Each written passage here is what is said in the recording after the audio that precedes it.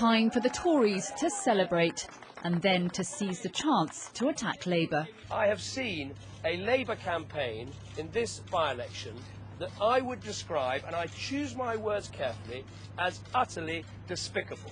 And there's more bad news for the Prime Minister this morning. Sharp criticism from some of Labour's most senior backbenchers.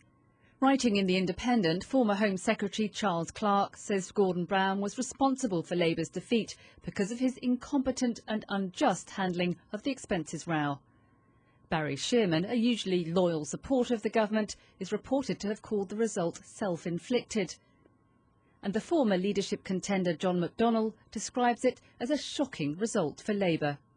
Ian Gibson steps down after a Labour disciplinary panel ruled he wouldn't be allowed to stand at the next election over revelations about his expenses claims. Brown has tried to play down the result and the criticism.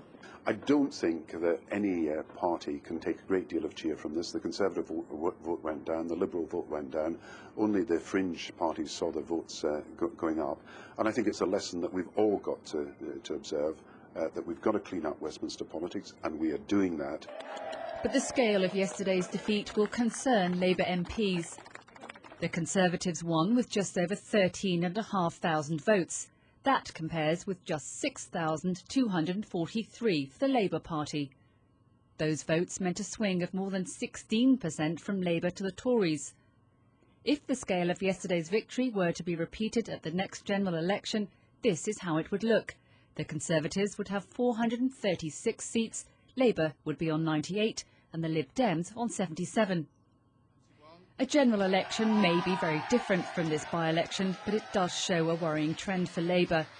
No surprises then that the cracks are starting to show, with some senior Labour figures openly attacking the Prime Minister.